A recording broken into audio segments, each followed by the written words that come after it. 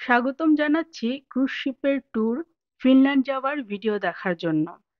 বাসা থেকে ভোর সকালে বাসেই চলে এসেছি বাল্টিয়াম স্টেশনে। পরবর্তী গন্তব্য হচ্ছে ক্রুজ শিপের পোর্ট। পোর্টে যাবার জন্য আমাকে ৫ থেকে ৬ মিনিট অপেক্ষা করতে হবে। সাথেই থাকুন ক্রুজ শিপের ভ্রমণের অভিজ্ঞতা কেমন ছিল তা দেখার জন্য। আর ফিনল্যান্ডে আমি কই কই ঘুরলাম, কি কি দেখলাম। চলে এসেছি ক্রুজ শিপের পোর্টে। রেইসি টার্মিনাল অর্থাৎ ট্রাভেল টার্মিনাল। এটা প্যাসেঞ্জার আর কার্গো উভয়ের জন্যই চালু আছে। Port of Tallinn old city Harbour নামেও পরিচিত। এখানে ৩টি শিপিং কোম্পানি বর্তমানে চালু আছে। সেগুলো হলো এরিকো লাইন, ভাইকিং লাইন আর তাল্লিন। আমি চেকিং এর দিকেই যাচ্ছি। আসলে নিজে নিজেই মোবাইলের টিকিট কিউআর কোড দিয়ে সেলফ চেকিং করা যায়। ফুট ম্যাসাজের ব্যবস্থাও ছিল এখানে। আমি অপেক্ষা করছি কখন গেট 1 খুলবে। সেদিন ভাইকিং লাইনের গেট ছিল নাম্বার 1। আমি আসলে আগে কখনো ক্রুজ শিপে যাত্রা করিনি। প্রথমবার হিসেবে একটু এক্সাইটেড ছিলাম আর ক্রুজ শিপটি দেখারও চেষ্টা করছিলাম। এই যে এটিই হলো সেই ক্রুজ শিপ যেটাতে আমি হেলসিংকি যাব। অনেক গাড়ি প্রবেশ করছিল। এখানে তালিন থেকে গাড়ি বুকিং দিলে নিজস্ব গাড়ি নিয়ে ফিনল্যান্ডে ঘোরার জন্যই মানুষ গাড়ি নিয়ে যায়। শিপের ভেতরে যাবার পালা। তালিন থেকে শিপ এখনই ছেড়ে দিবে।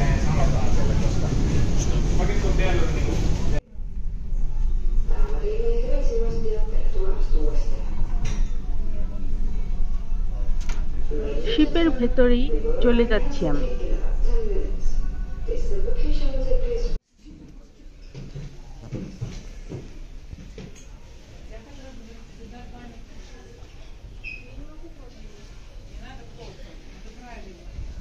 আমি শিপের ভেতরটা একটু ঘুরে দেখছিলাম। আর 8th ফ্লোরে যে কমন জায়গাগুলো থাকে আমি সেখানেই বসবো। আমি আসলে কোনো কেবিন অথবা নির্দিষ্ট সিট নেইনি। যারা হয়তো কাজের জন্য অথবা প্রতিনিয়ত যাতায়াত করে তাদের জন্য আসলে বেশি আকর্ষণীয় নাও হতে পারে। কিন্তু আমার জন্য খুবই আকর্ষণীয় ছিল।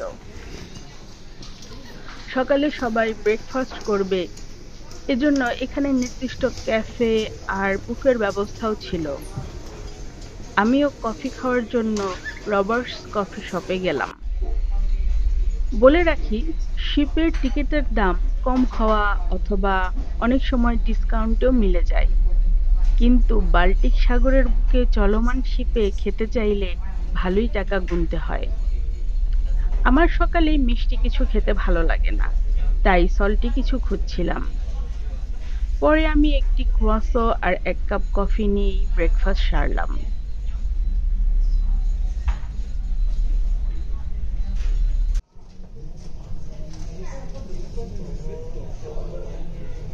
ব্রেকফাস্টের পর সমুদ্র দেখতে দেখতে কিভাবে যে ২ ঘন্টা কাটিয়ে দিলাম টেরই পেলাম না।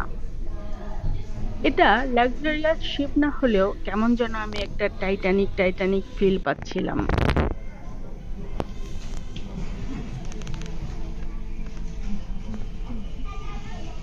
অবশেষে ফিনল্যান্ডের কিছু আইল্যান্ডের দেখা মিলল। আর কিছুক্ষণের মধ্যেই আসলে নেমে যাব হেলসিংকি পোর্টে।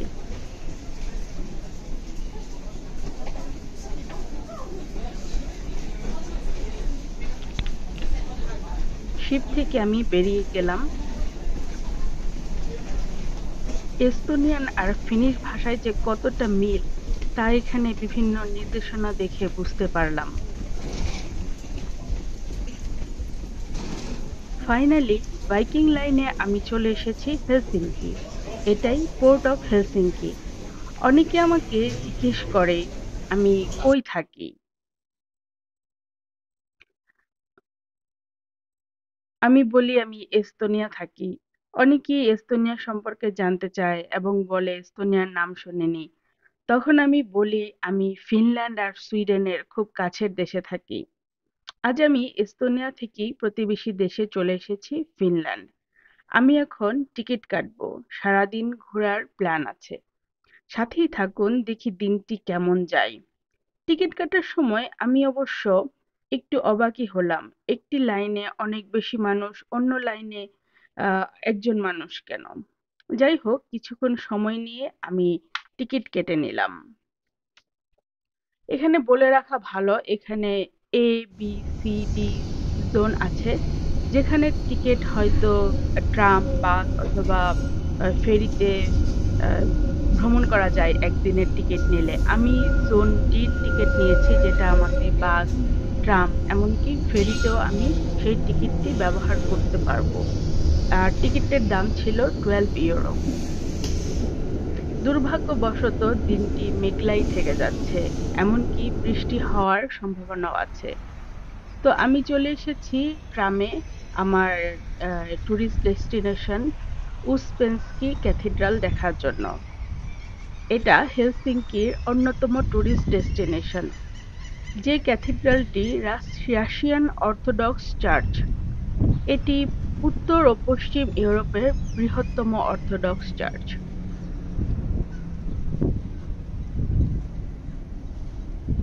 এটি আমার দেখা প্রথম চার্চ, যেটি হচ্ছে ক্যাথলিক চার্চের বাইরে কোনো অর্থোডক্স চার্চ দেখা। আমার মনে হচ্ছে এস্তোনিয়ার থেকে ফিনল্যান্ড আরো বেশি ঠান্ডা। উপরের দিকে উঠছি এবং বাতাসে আমার মনে হচ্ছে আমার হাতের মোবাইলটা পড়ে যাবে।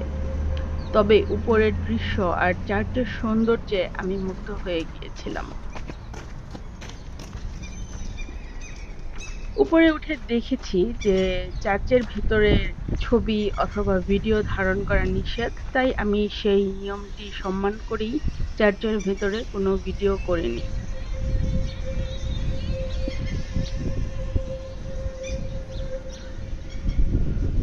এখান থেকে দেখা যাচ্ছে যেখানে বাইকিং লাইন শিপটি থেমেছে, এবং আমার মনে হচ্ছে এখান থেকে আমি পুরো একটা ফিনল্যান্ডের হেলসিঙ্কির একটা ভিউ দেখতে পাচ্ছি। এখানে আমার বেশ কিছুক্ষণ দাঁড়িয়ে থাকতে ভালোই লেগেছিল।